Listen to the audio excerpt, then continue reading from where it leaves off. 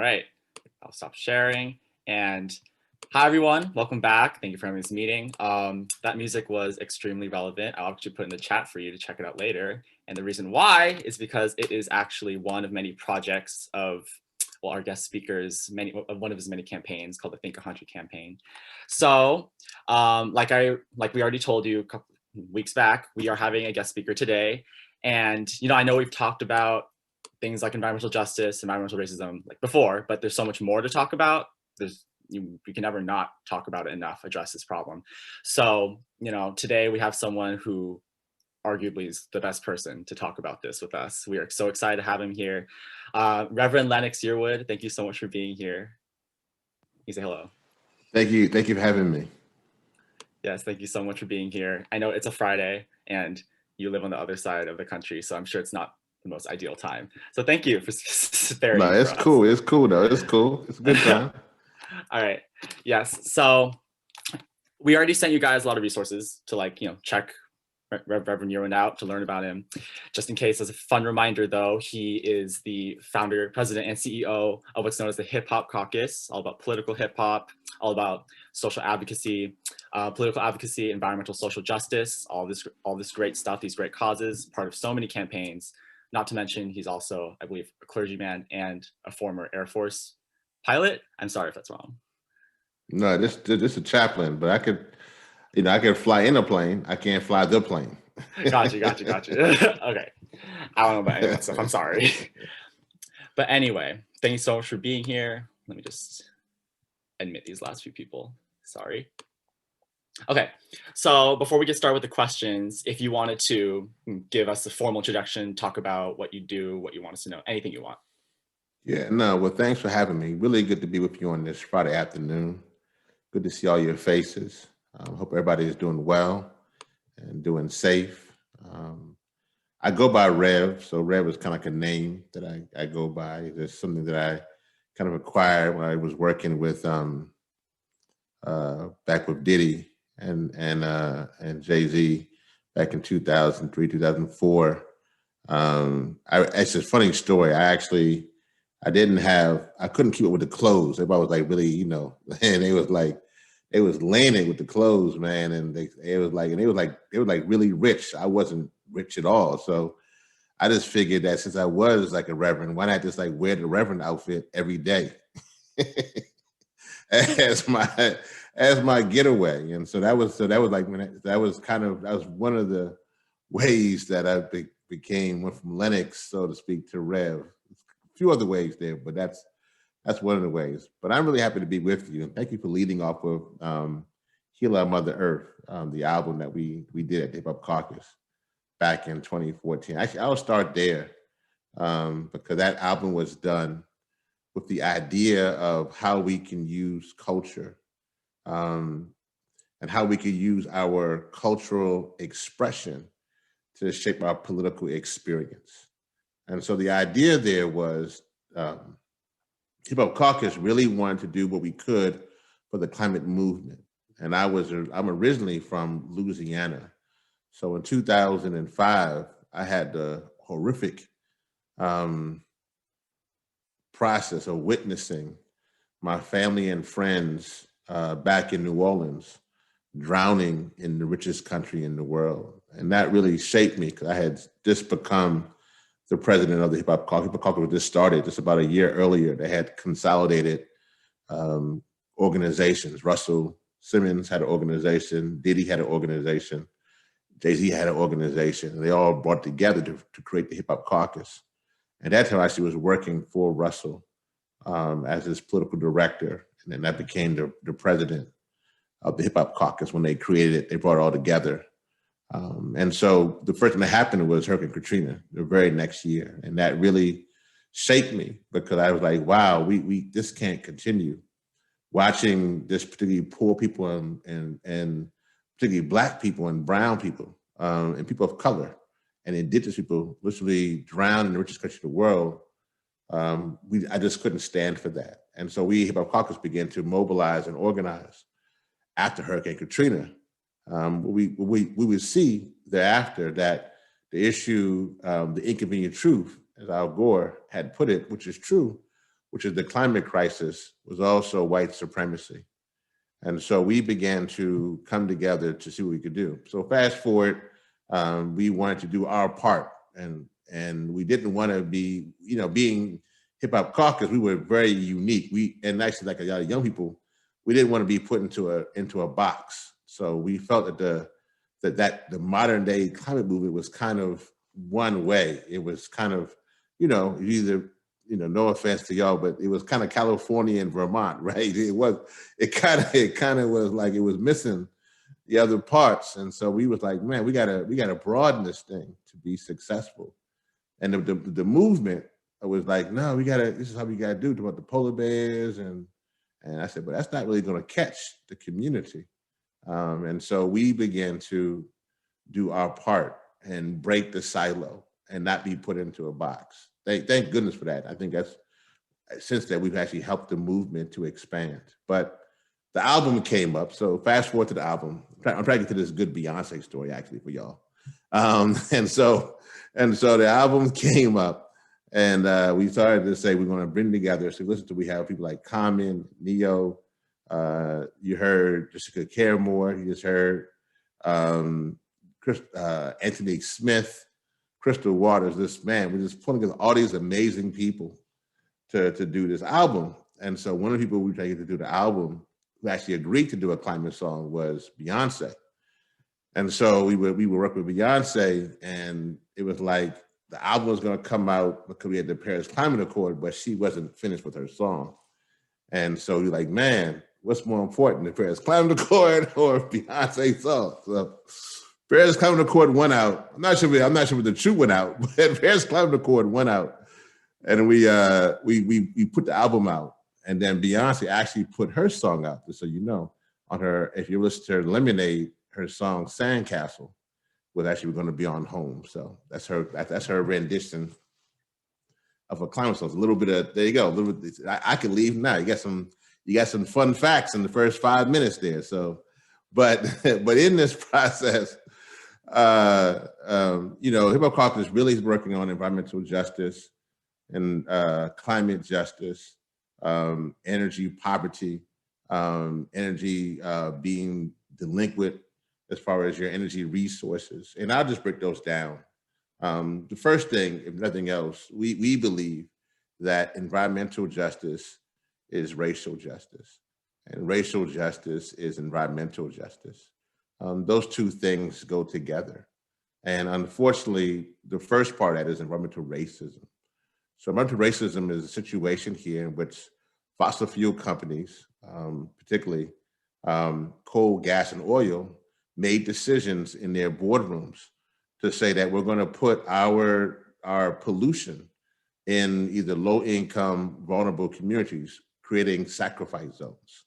And that's insane. They were looking at communities saying that these were Black, brown, yellow, red people, that we're going to put the pollution in their communities, and put the landfill or the refinery or the pipeline, whatever it may be, through their community, knowing that will cause cancer or asthma or emphysema. As a matter of fact, 68% of Black people and brown people live within 30 miles of a coal-fired power plant, causing so much. And many of you, I think some of y'all either from the Compton area, this, you have literally oil rigs in some of your communities, it's literally in your backyards in some cases. And so I think that was by design. That wasn't just by happenstance. So that's part of environmental racism, that people then sit in these boardrooms, and by design, they're putting pollution and toxins that are causing environmental harm within people's communities. So that's environmental racism. And so what that means simply is that their business plan means a death sentence for certain communities. Their idea of making profits literally mean that people will die or have horrible lives, like literally have cancer, have lumps in their neck, have their children will be stillborn. It'll be a horrible process. And they're literally sitting in boardrooms equating, saying, we can make money and it's easier, and we can't put this in other communities because it costs too much. So we're going to do that. So hence that is environmental racism, which is the worst thing.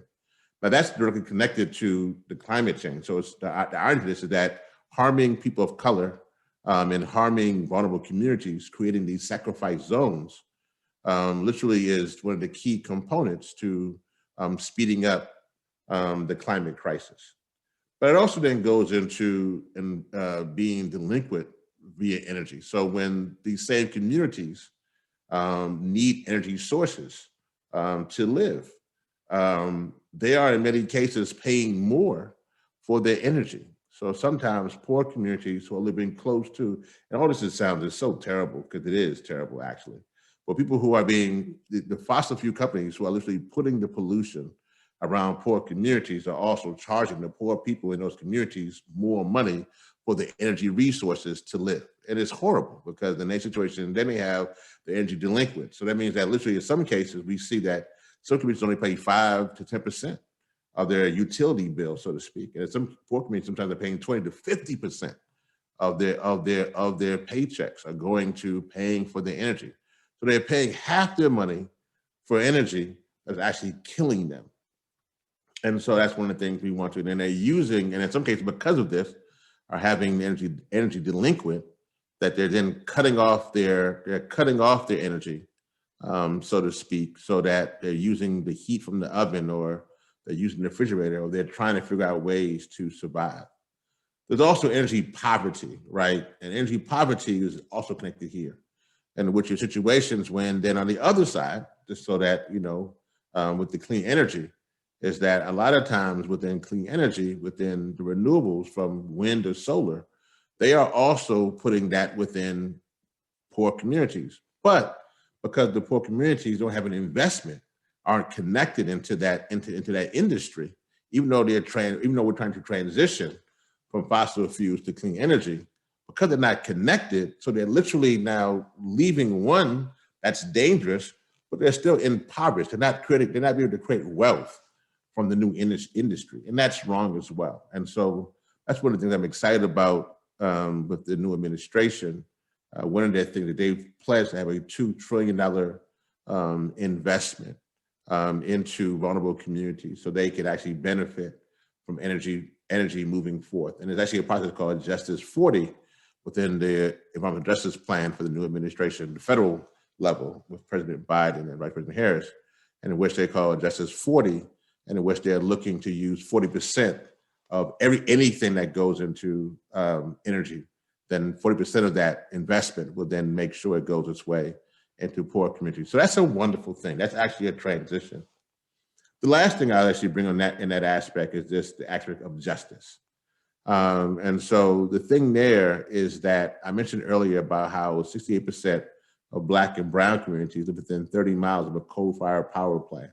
That's crazy, because when we now saw with George Floyd, when he says, "I can't breathe," in regards to police brutality and state-sponsored police violence, we also see directly within that process one of the situations where, because of the pollution, Eric Garner, who actually said the exact same words that George Floyd said, but a few years later, that we're seeing a situation that communities can't breathe. Eric Garner, who was killed in New York by police brutality, while he died because of an illegal chokehold, everyone in his family, all of his kids and grandkids, have asthma and emphysema, because they live in an area in New York City that received an F for air quality. It had the most trees of any borough in New York. It got an F for air quality because of the pollution.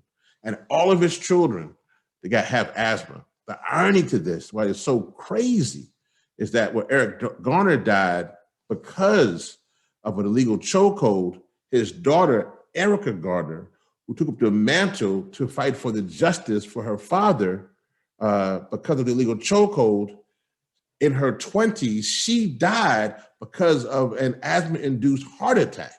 And so it's just crazy. It becomes almost like genocide. And that's why the work that we do at Hip Hop Caucus is like, this has got to stop. This is madness, because we really believe in life, liberty, and pursuit of happiness. And for me, as you mentioned, as a former Air Force officer, it's not about Republican or Democrat. It's about humanity.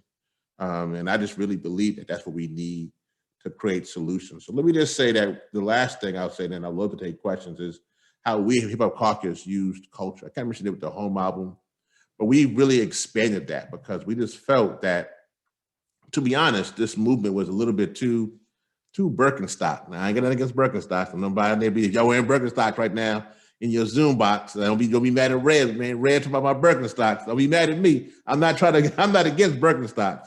What I'm saying though, that it's a kind of a culture, right, with that. And so we want to broaden that. And so how do we get our culture and different aspects of our movement to take this in? And so we created something called Think 100%, like a whole media platform. We're actually based in LA. I'm actually in the DC office, but we're based in LA.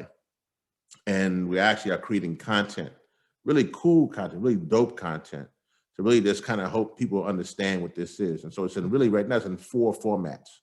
One format is in podcasts, in radio. So we're doing we have a podcast, actually it's award-winning, called The Coolest Show, which is primarily targeted toward women and women of color. We really believe in a BIWOC, leader for a movement, a Black, Indigenous, women of color leader for movement. We also believe in the power of women in general. We believe that sometimes that the climate movement, other movements, the gun movement, all kind of movements are very patriarchal. And so lifting up women's voices is critical for us to succeed. And we actually feel that, truthfully, we just feel like it's a better movement when women are leading. And so we push that agenda for us. And so that's one thing we do. So you'll see, if you look at that, you'll see, if you go to thecoolestshow.com, you'll see this. It looks, now we mix it up, but you'll see that it's all ages and all different people we try to interview to get in there. Matter of fact, this week was Wawa, and she's Black girl environmentalist. And so she's super dope. And so I just check out her podcast if you get a chance. But also we do documentaries now. Today, as a matter of fact, today is a little busy for me. But today we actually are in the Environmental Film Festival, which is the largest, oldest running film festival. And we didn't want to do we could have done I actually love nature, to be honest. and so actually we could have did it. We probably will do a nature or Coral Reefs type of film, something like that. But we did a comedy special, and so we figured it would just be we wanted to make this a little bit just make it a little funny, just so, because this movie could be depressing sometimes. It'd be real hard. So we said, as a movement, let's laugh a little bit. So we had 4 millennial comedians who went to the front line of the climate crisis in Norfolk, Virginia, and they actually performed a comedy show. It's called Ain't Your Mama's Heat Wave. It's actually free. Most of y'all like Gen Z and young in that age, so they be cussing in there. So I know y'all don't really care, but that's what this y'all. Some of y'all, I want nobody to go on there and be like, Rev took me to the comedy show. They was cussing and be mad at me. I don't know. I know, but I figured most of y'all can handle that. But it's a great comedy special. In that regard, it's actually free right now. If you just go to the ain'tyourmamasheatwave.com and after this Zoom, get a ticket, because I think it's going to sell out. I think they close to selling out. So if you want to watch it, please go there and get a ticket and check it out. In that aspect, other thing we do that's really important to mention is music. We're going to be doing much more of that. We're actually trying to work some things with SZA and some other artists like that that really want to get involved. Megan Thee Stallion wants to do some stuff around this. And so, too bad for 2020. We actually had some stuff set up for some hot girl stuff on the beaches, just cleaned up. So she did it because she just wanted to do it.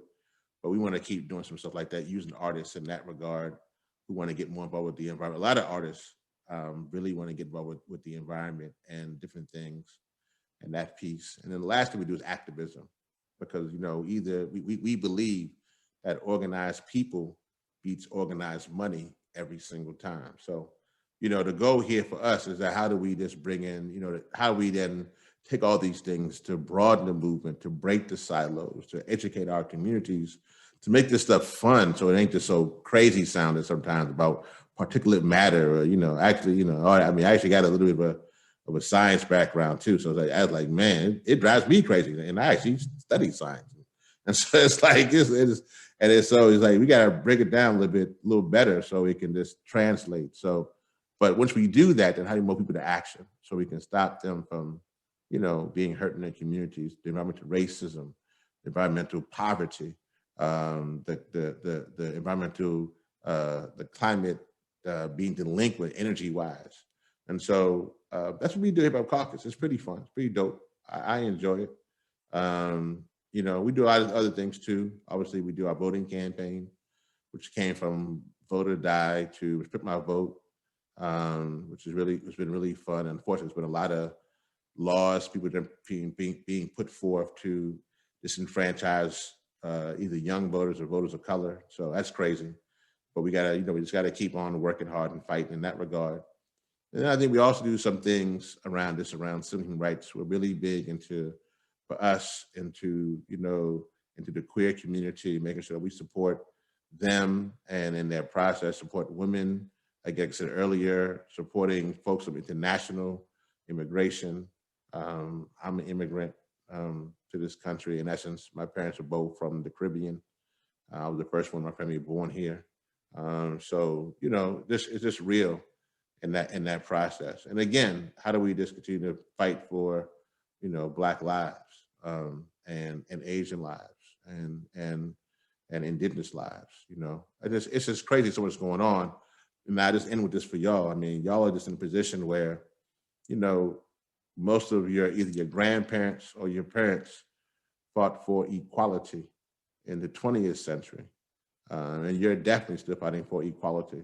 But as you know, you are now fighting for existence in the 21st century.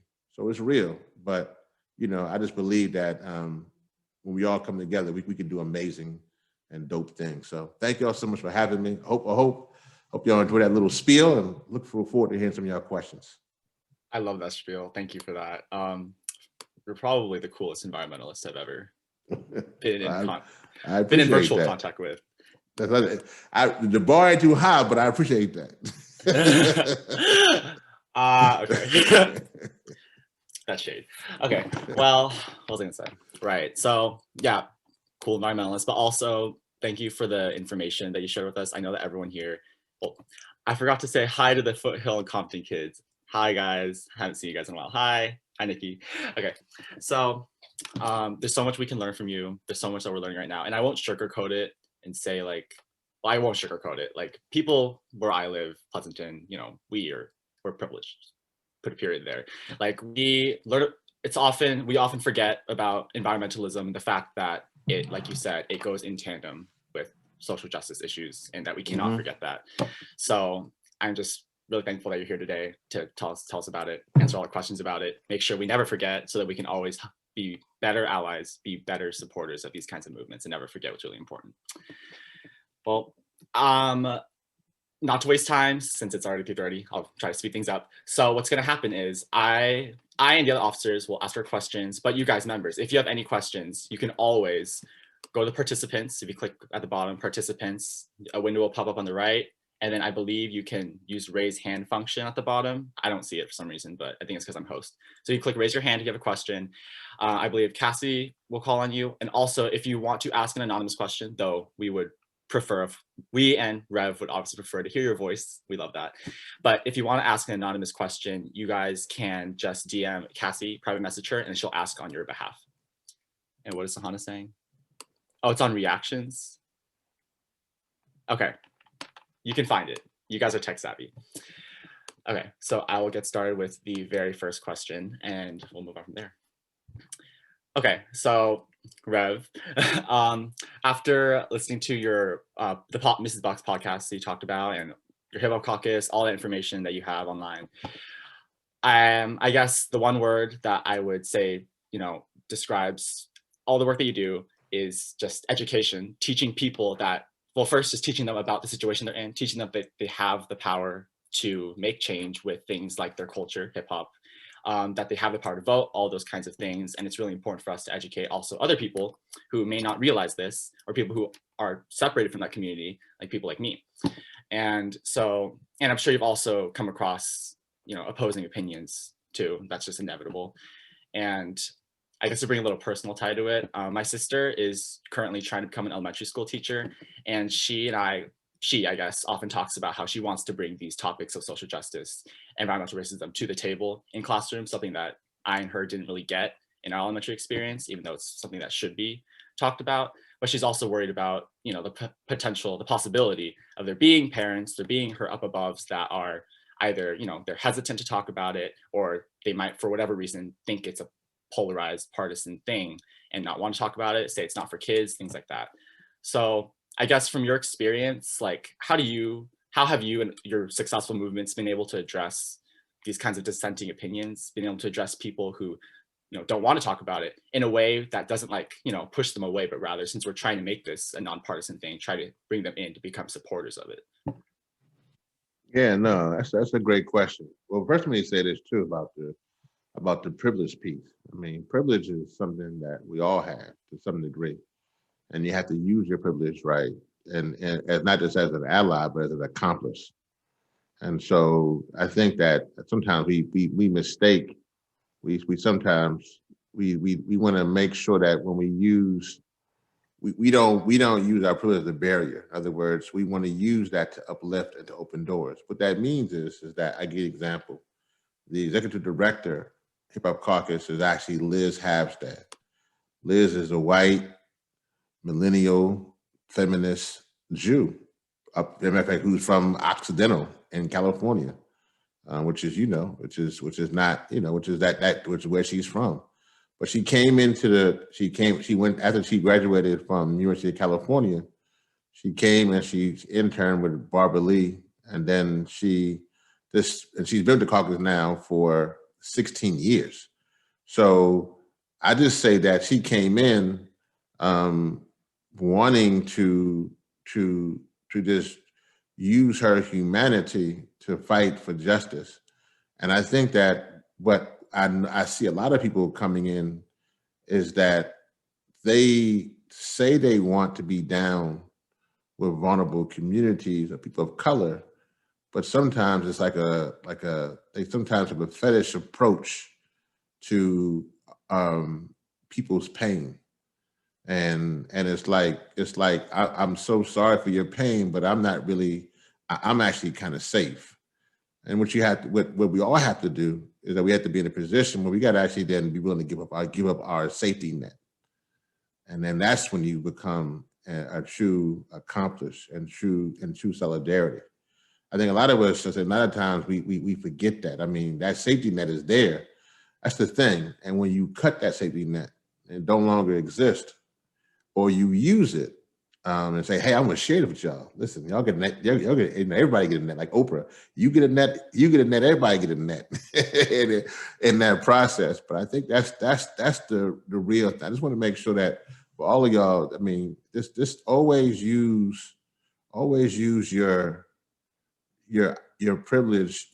You be amazed, and that actually leads into the next part about breaking down, talking to people who may or may not agree with you. For me, it's been unique because we at the caucus, obviously, we have we bond around culture. So obviously the music and the art, and so that makes it easy for all of us, no matter if you're black, white, brown, red, male, female, straight, gay, theist, atheist. We bond around the culture, and the culture links us, which is important.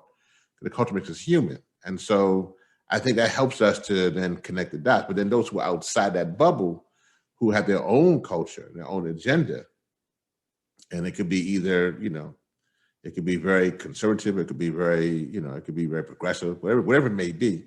The reality is that, as long as we come with, to me, this is me, as long as you come with love, and your spirit is right, then you can break down any walls. I think that's the thing for me when you come, and that's also about part of culture. In hip hop, we read people. Like I'm sure many of y'all have already read me. Man, everybody say, Rev is cool, that's whatever. That's cool. But you already read me and said that in a matter of 5 minutes. You do the same thing with anybody. and it's love because, you know, I actually want to be here. And so you probably feel that. You would know if I didn't want to be here. You're like, oh, Red don't want to be here, man. He just going through the motions. And so when people want to be here, you can communicate differently. When you want to communicate with somebody, when you want to share some good news with them, like, yo, we got to transition from fossil fuel to clean energy. Like, real, man, this is it's killing. Like, it's literally killing us. Like, it's not the way to go. And you got to share that. And I'm not saying people are going to, we've seen, I'm in Washington, D.C., so we've seen how people react to that. But I just want to share that. I know there's a lot of questions, but I hope I think for me, the key thing is this, you got to do your thing to the best of your ability, and you got to believe what you believe, and you got to do it, but you got to also do it with a spirit of love. And it can't be, I say this, I've been in this for a minute. I've been around a lot of people. The one thing about doing activism, and I'm sure there's probably some artists on the Zoom. I'm positive of that. I know some of y'all got to be either some artists in the space. It's when you're doing activism and your art at the same time, you become a unique melding together. And so when you're an artist and you're an activist and you meld together, you become an artivist. And when you become an artivist, something else happens.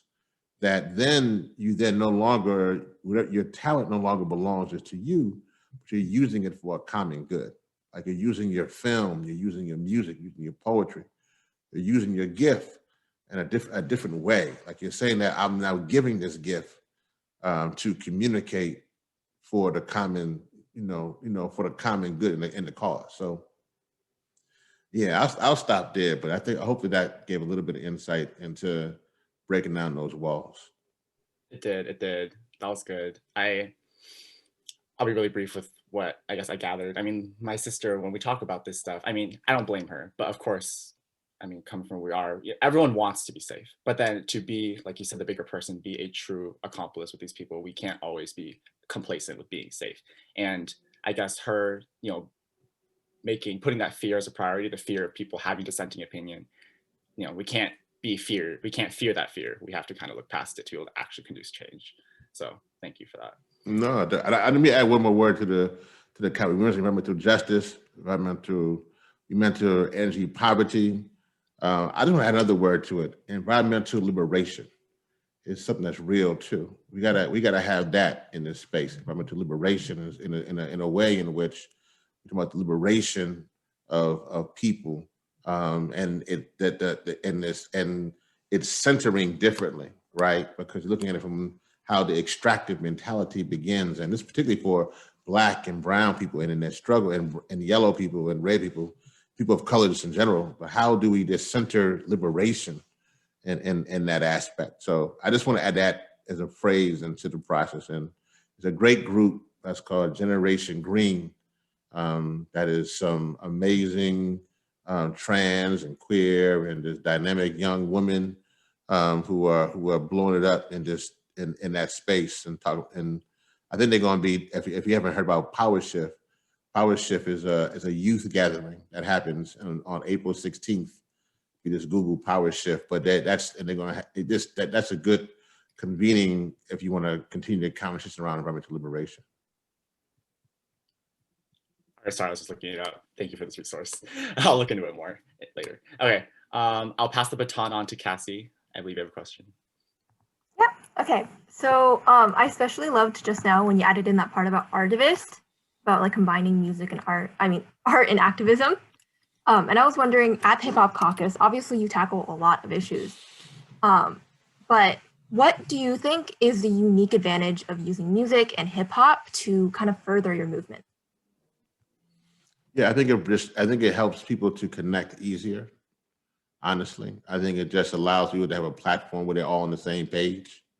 I think sometimes words are complicated, right? Words are real complicated. Even written words are complicated, and they can create misunderstandings. And people own words. It's one thing about words and language. People try to own them, like they do things. And so music is different. Music and art dance, ballet, all kinds of music, you know, I think allows for the person to receive it differently. People try to own that too as well, but it's a different, it goes to the brain differently. And so I think there are two things that are very powerful: music and numbers. It's actually why one of the groups that we've seen that used the coin 350, which was actually pretty cool because 350 was used as a way to talk about how much carbon parts per million were in the atmosphere, and the exceeding point for what is safe. And obviously, unfortunately, we've already passed 350, and that I think we're at 400 plus. So that of course is out the barn per se. But music is the other, because numbers can connect, and 350 use that because if you go to any other country, numbers would translate. And so unlike languages, like if you're obviously in Brazil, and you're doing Portuguese, or you're in China, or you're in on the continent, wherever you may be, that language may not connect, but numbers will. But also numbers, like music does too as well. So I can go, like I was in South Africa back in 2019, and music connects. I've been in other places where the language is not English, and music is the only thing that we have to connect, and it connects us, and so that becomes a platform to use, and that aspect. And once that platform is built, then you can begin to have conversation and begin to talk about solutions. And so I think that's one of the reasons what we've done it obviously from a climate perspective. We've done it from a peace perspective. We try to do it from we had a campaign called Make Hip Hop Not War, in which we were using music to connect the dots in that aspect.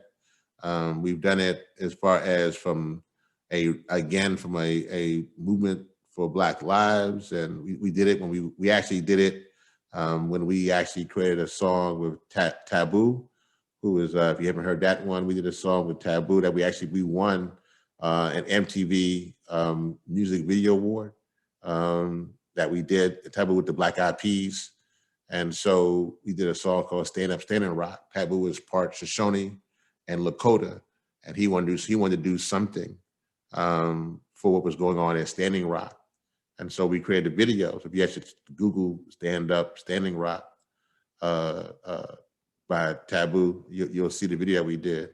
So it's just real powerful. So music allowed for us to connect the dots. And we've done a lot with that. I mean, I love it. I love Hip Hop Caucus because it's music all around. It's music all day. I get to hear songs from people from all over the world about freedom. I love freedom, so that's just my thing. But yeah, so music connects. Yeah, thank you. I was originally thinking that you might say something like, "Oh, music breaks down barriers," because you're talking about, how this obviously isn't a partisan issue; it's an everyone's issue. And so I was thinking about like Amanda Gorman, of course, like our poetry or like comedy skits, like you were sharing about. But I didn't until recently, like with your podcast, and obviously, I was looking at your podcast and also the music that you post online with Hip Hop Caucus, and I was thinking like music is something that I haven't really explored yet that can really do the same, and definitely like you were saying across languages, which is really powerful. Yeah, it also allows for the artists to get involved. So if you look at some of our music, and that's right. Obviously it does break down barriers, but it also just allows for just to create a dialogue and a platform, a connection. That's the most important thing about solving the problem. You have to have a connection with somebody. If you don't have a connection with somebody, then you're not going to be able to solve the problem. And so music allows for that. But also, I think that from the artist standpoint, well, I'll say this: artists hear things differently, right? It's almost like a dog whistle. Like they hear something, and then they have to. Good artists have to then get out what they're hearing. A lot of times, some artists they can't handle it because they're where their brain works. They're taking in. They see the injustice, and they have to share that. You can see it in, like Amanda mentioned her, Amanda Gorman, in their poetry or their music or in their dance. And if they keep it in, it'll begin to change them. And so music, they have to then artists have to get that out. So they can actually see the injustice sometimes way before like politicians. They can see, they can feel it differently. Artists can feel pain differently. That's why I'm always mindful of my artists. I'm always trying to talk to them, because sometimes people say artists is just, they wild to work with, or they hard to work with. But I get them. I talk to them all the time, all kind of artists, and I know that they act literally, their pulse, their reverb is, they hear things differently. And so because of that, they have to get it out. And we need that. And because of that tone, because of that sound, that then connects differently, because they're actually putting it out there. And when you do that, it hits differently. Music, when music is used in that regard, like I'll just say this, when music was used, the slave songs, when like Down by the Riverside, that had nothing to do with gospel. I mean, it did per se, but at least it was a roadmap to freedom. When they were saying Down by the Riverside, it was like, this is where I'm at, come to freedom. And so that's the part that what I mean when you said music. That's the part I just wanted to bring into the conversation. Yeah, thank you. Like, we were talking about, I guess, people being more receptive to music, but I also didn't think about how artists themselves definitely have a different interpretation, which is really good to know. Okay, we have a member actually that has a question. So Kira, if you'd like to unmute, go ahead and ask the Reverend your question. Hey, I was wondering, how can we as teenagers help to end environmental racism?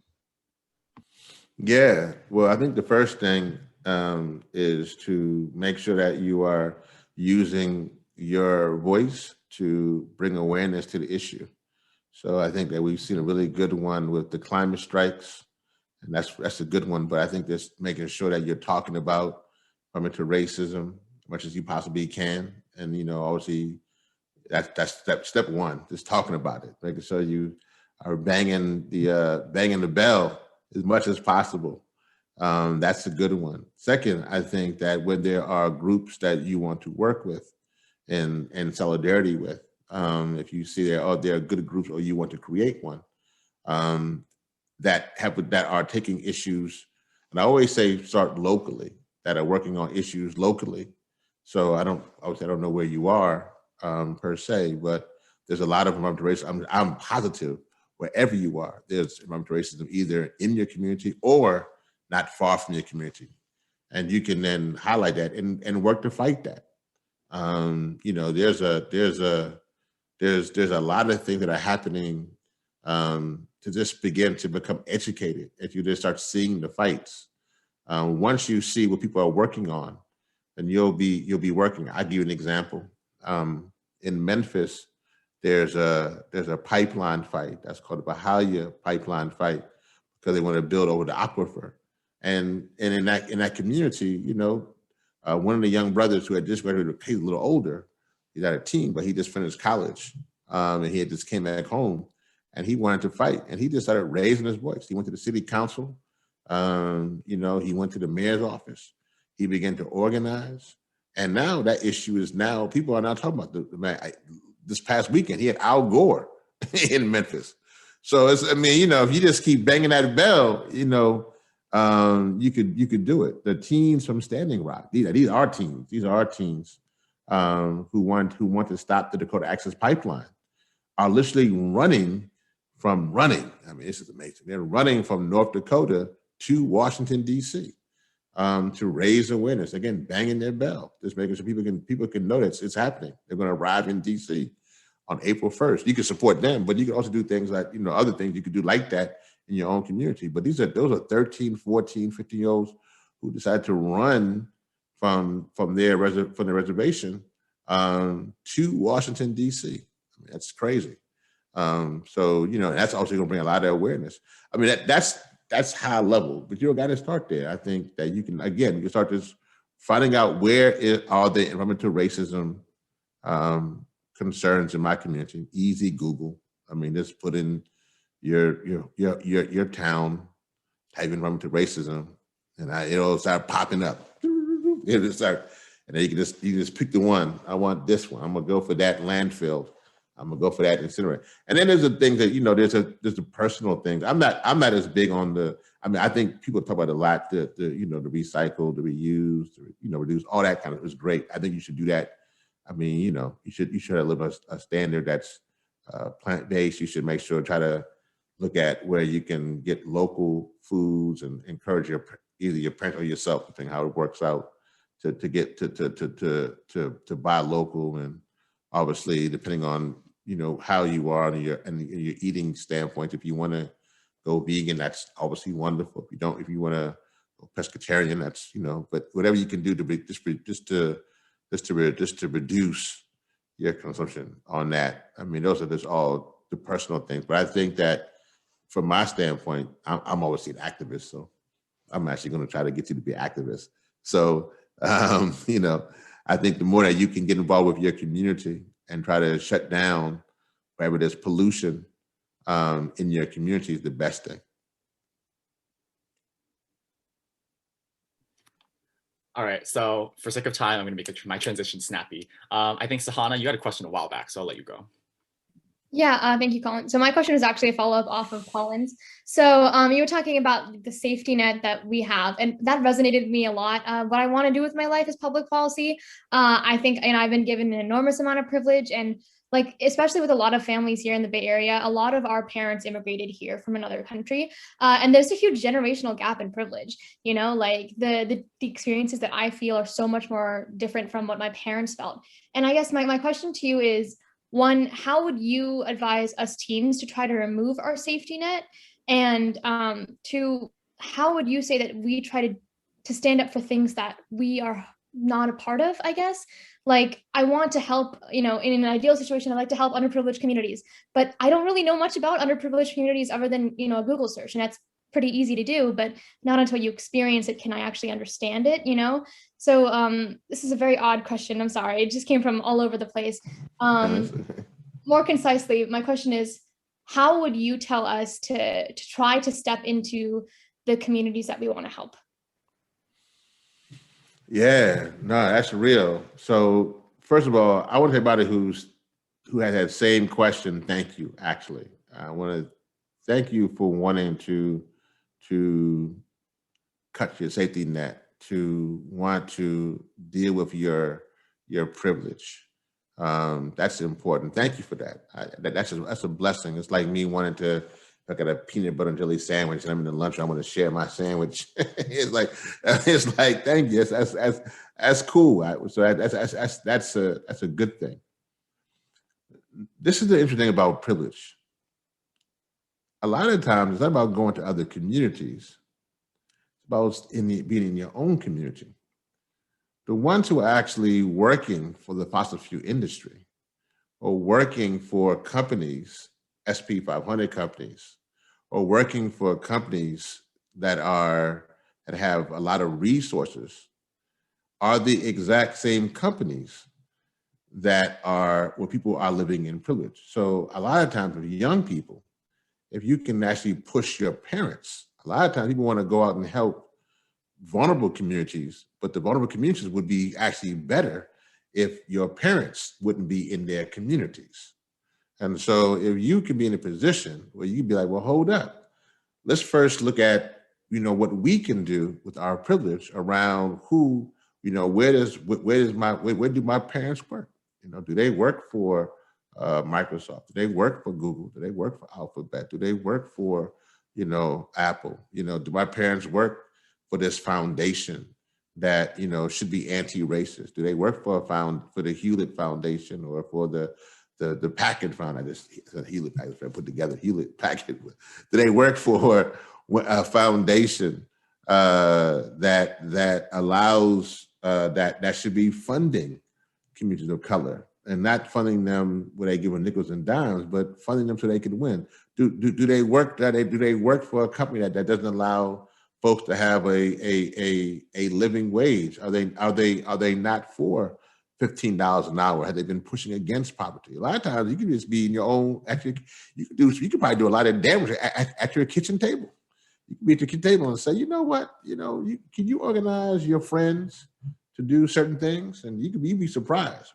My kids, I give you an example. My kids, I moved. I am now in a neighborhood. I love my neighborhood, but it's a little bit more rural outside of DC because it's kind of post-COVID. Before that, actually, I lived in a neighborhood that was kind of in the mix. One of my son is actually, my kids are most of you guys' age. So my oldest played ice hockey, and so I'm originally from Louisiana. I don't know about no ice. Plus, I'm black. I don't know about no ice hockey. So I didn't know what he was talking about. He was like, well, he's big though. He's about like 6'5" and 250 pounds. So I figured, well, let's go out there. I thought he was going to go there and fight and hit somebody. I don't know what he was going to do. But anyway, so we moved. We got to the area, but he was playing hockey, and a lot of people who was playing hockey were very privileged. Like I said, wow, this is a lot of your teammates are very, very, everybody was coming there with like a parking lot full of Teslas. It's like, my goodness, this is amazing. And I just started working them. And before, in other words, I was working them over. I was at the hockey games because I was obviously would stick out in some cases. It'd be the only black dad there. So I would just start talking to them about races, about Breonna Taylor and George Floyd. I know that wasn't what they want to talk about, but they had me that day to talk about it. But we was with but I found out some of them didn't want to have nothing to do with it. But guess what? I found some allies. There. Some people like, you know what? I never knew how to get involved. I never knew.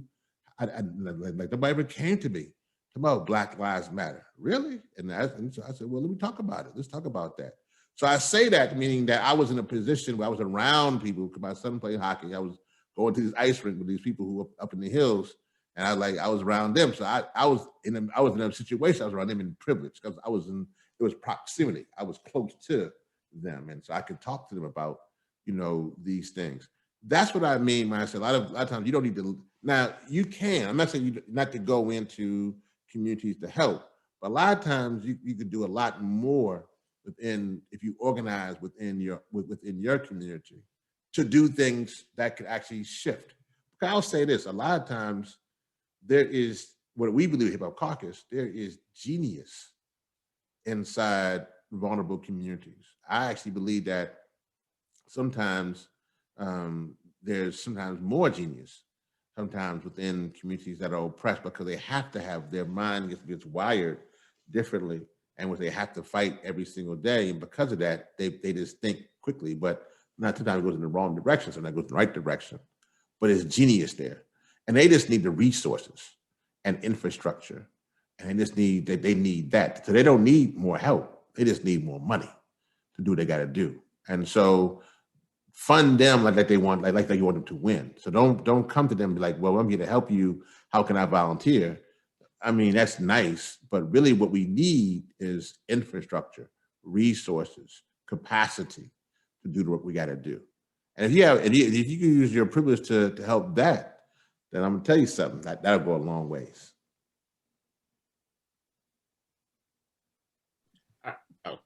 Did you want to add on, Sahana? I just wanted to say thank you because that was an answer that I feel like I've never heard before. So yeah, thank you. All right, snappy. Amy, do you have a question?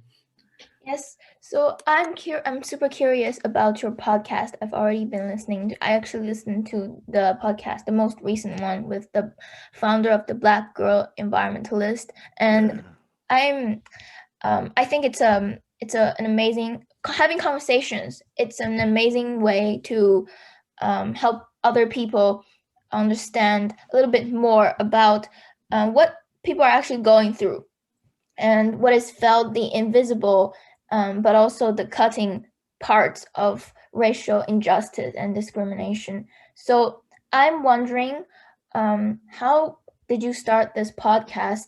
And also, what has been the evolution of your goals and intent for your podcast? And what are you going to do going forward?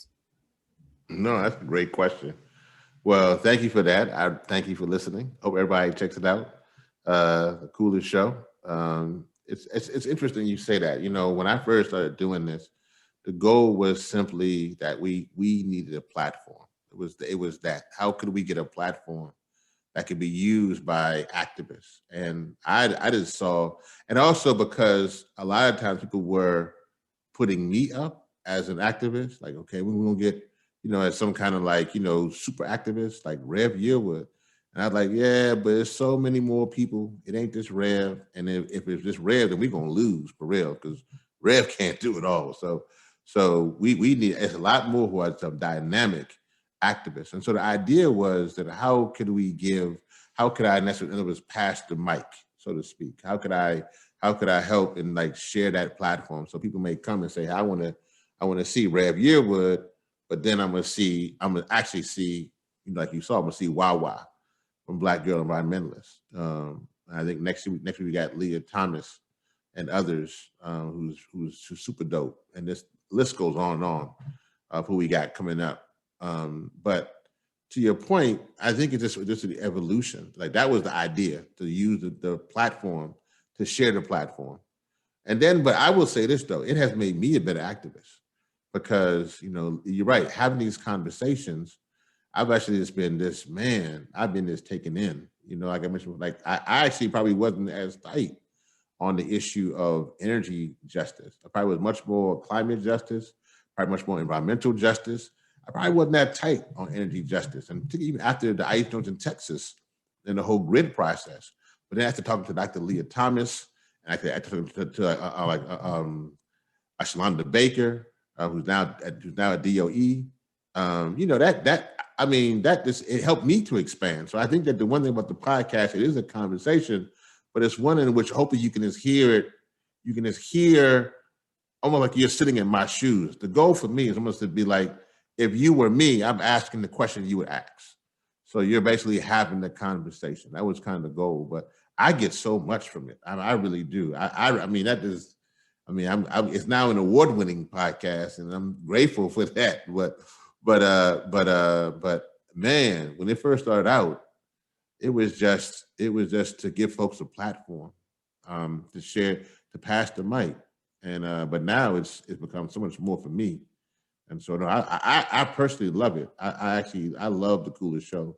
And now we have this amazing, one of the producers is the one who coined the phrase environmental liberation, Destiny Hodge. She was a 20-year-old sophomore at Howard University. We have Cross, who actually is a Grammy-nominated producer who did Kanye's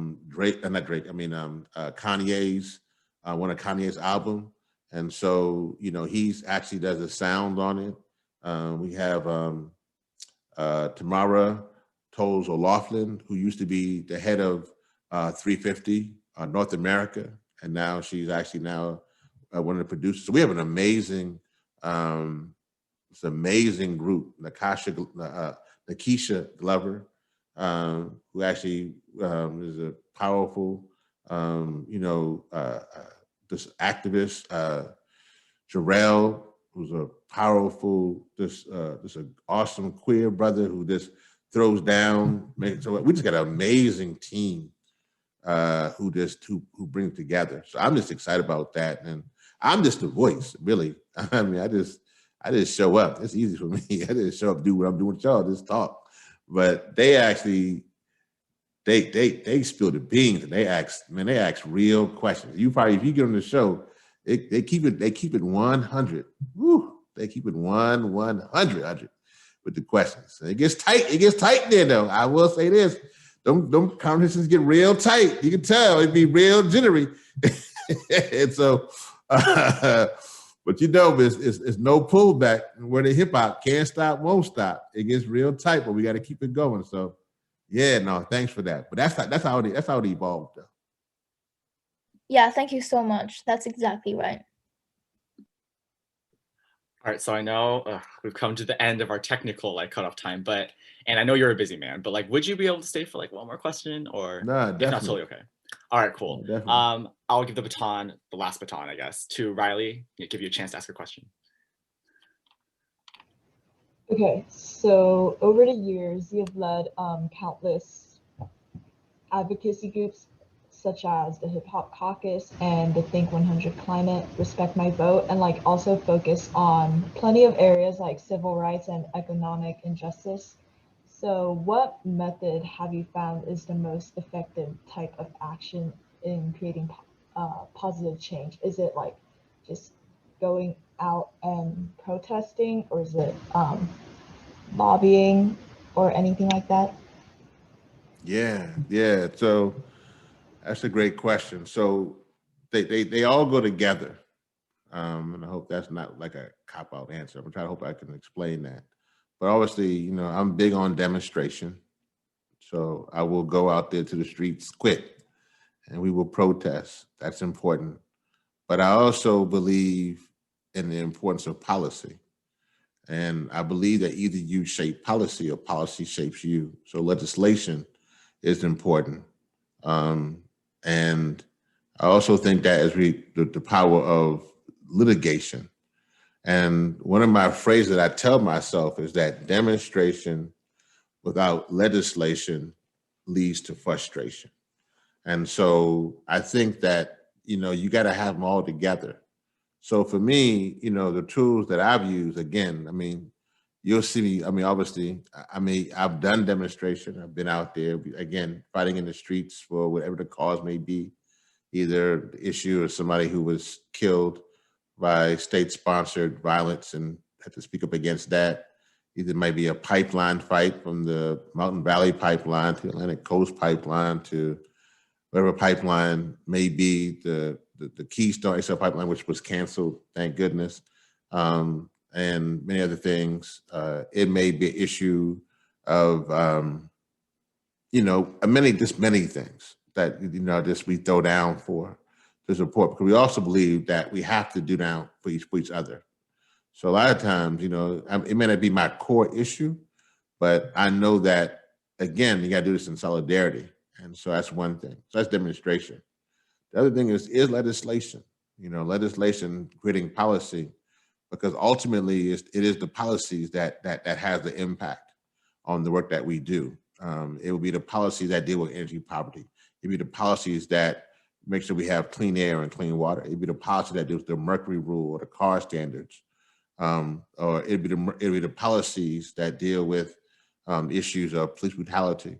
It'd be the policies that deal with immigration. It'd be the policies that deal with everything from gun violence to whatever it could be. So, you know, policy is important, but policy is real tricky, because policy is a whole other conversation, but it's literally like hand-to-hand combat. It's like literally you have two sides.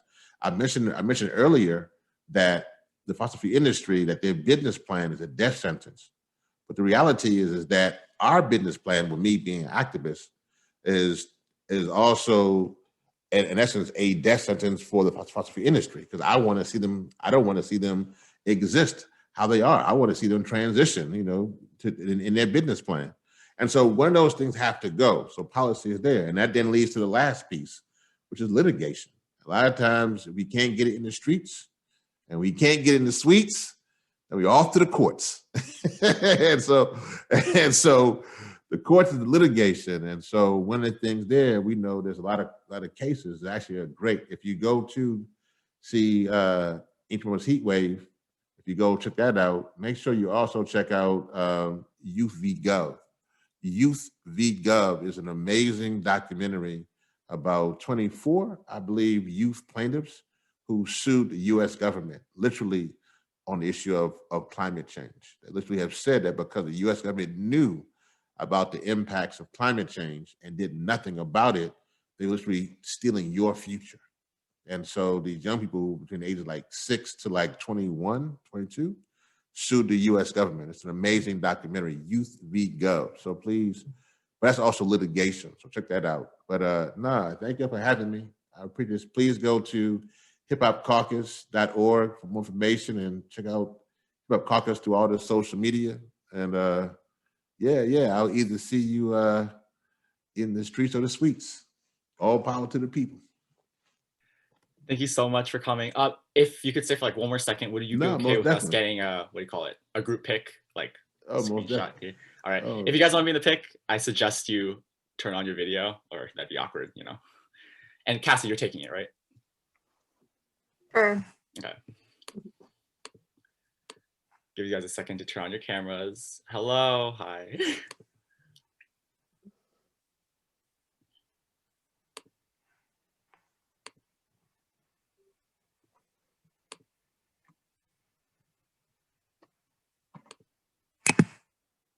Hey, everybody, turn those cameras on and smile. All right. You ready? Austin, Yahir, Christopher. I need everyone to you stop guys. in the chat right now. Otherwise, the chat will cover up the Zoom screen. Hey, Grace, Katie, Christopher, Bhavana. You can do it, guys. Cameras on. Let's say hi. Thank Rev Yearwood with your smile and your wave. I can't get it in one screen, so I think we'll have to do two. Awesome. That ain't a problem, is it? Okay. On 3. 1, 2, smile. Okay.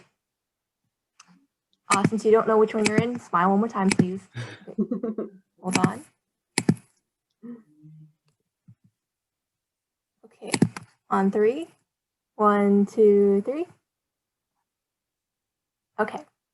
Thank you. Awesome. Awesome. Could everyone unmute and say thank you to Rev Yearwood? It's so silent. I like unmute. Thank you. Thank you so much. Thank you. Oh man, I appreciate that. Yeah. Y'all be safe out there now, okay? All right. We'll Thank keep you you, hanging. guys. Thank you so All much. right. Thank you. Have a nice